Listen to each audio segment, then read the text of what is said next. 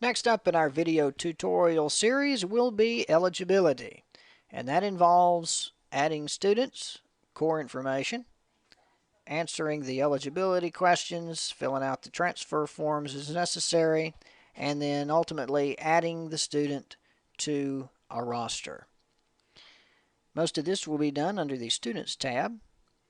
And keep in mind that this process has been split up into separate units so that you don't have to fully complete one student's processing at one time. You can always come back later in the process later and finish the process, I should say. When you log in, you should see any returning students that are eligible to compete. They'll all be marked as ineligible until the questions are answered for them for the new year. I'll click on Add Student and we'll put in a person. If you don't fill in a form field, the page will prompt you and let you know that you forgot something, so that's good.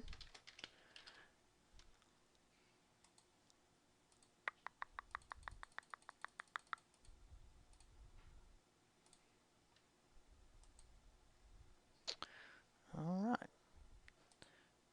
So Harry Potter will be attending. We can either go ahead and add another student's core information, or we can go ahead and continue on to answer the eligibility questions.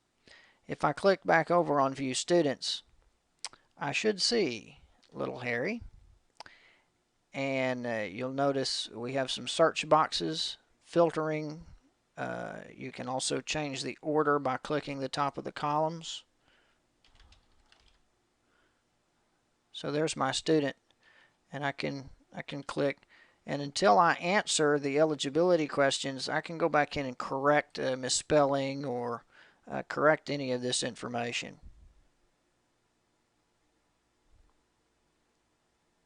If you'll look under eligibility, there's an option called awaiting action, and what this will show you is a list of students that have some outstanding need in terms of there's some paperwork or some process that's not been completed.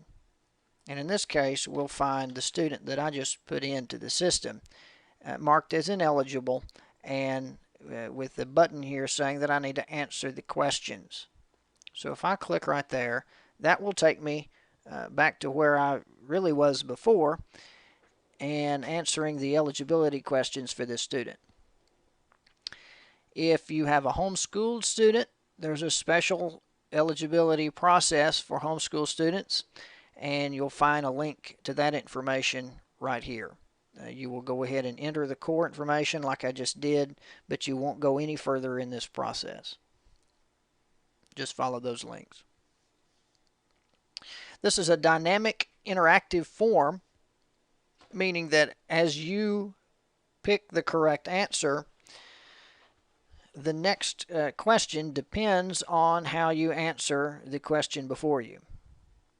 So what that means is the order of the questions might be slightly different from student to student, but you're guaranteed to answer only as many questions as needed. So there I've answered 3 questions and have gotten to a response there.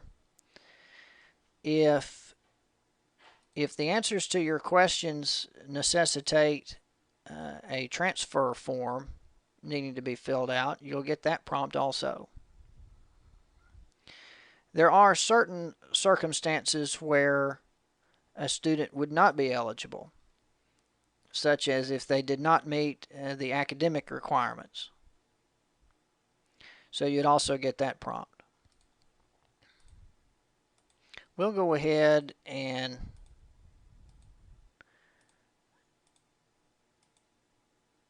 I'd like to fill out a transfer form for Harry Potter. So I've answered the questions truthfully and honestly, and the message here on the screen says, based on your responses, you will need to file a transfer form for Harry Potter. We can continue to the transfer form. Now, like I said before, if I need to go do something else right now, I can. When I come back, I can click awaiting action.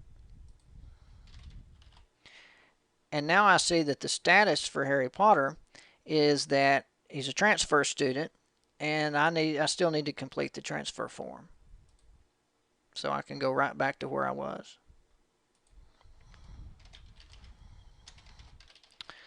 So I'm going to quickly fill this form out.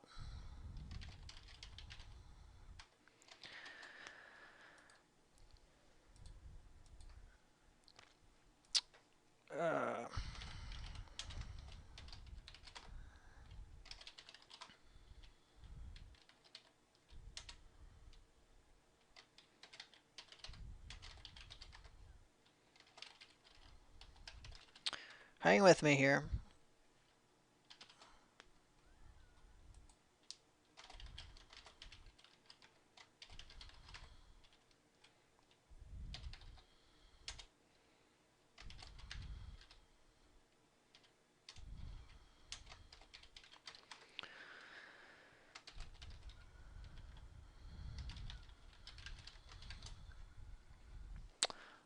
All right.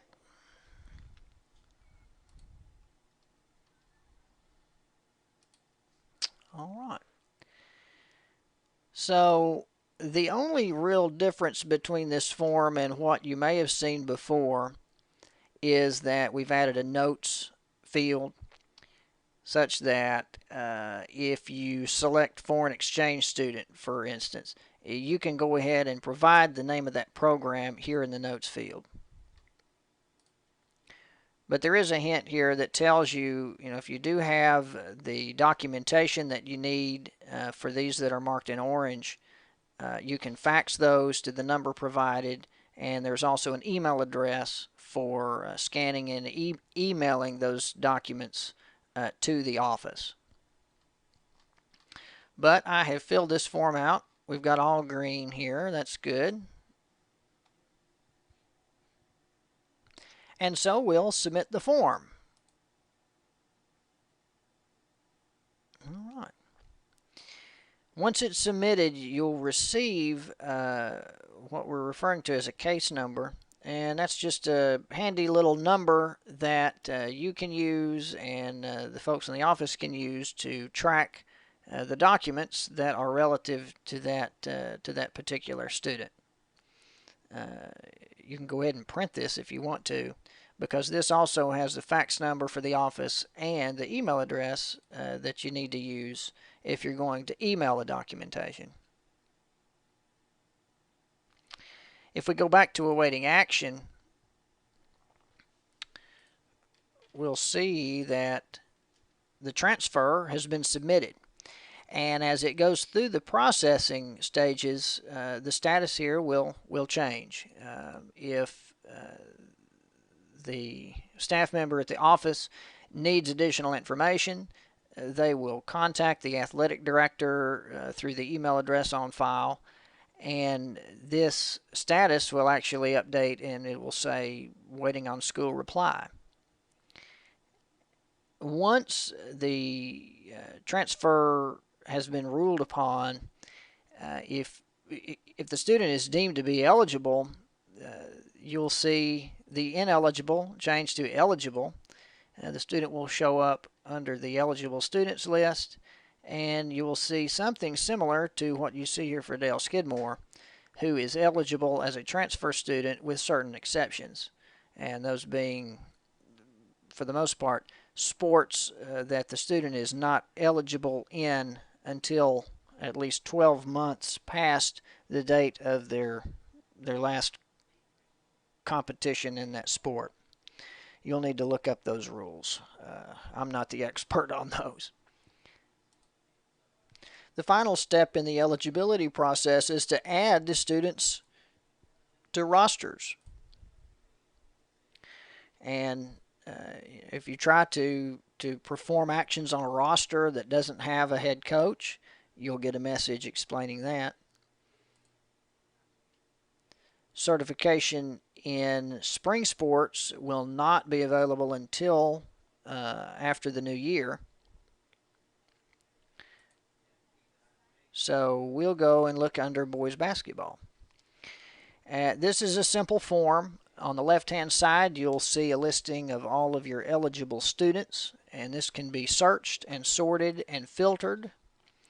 This is a boys basketball team, so by default we're only seeing boys in this list.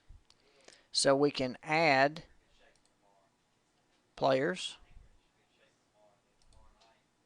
to our roster. And as in the rules that have been in place for some time now, if you go to remove a player from a roster, you do get a confirmation message and a notice saying that once a student has been removed from a roster, they cannot be added again. So if you go ahead and remove them, that will mark them as removed here on the left panel, and you can't add them again.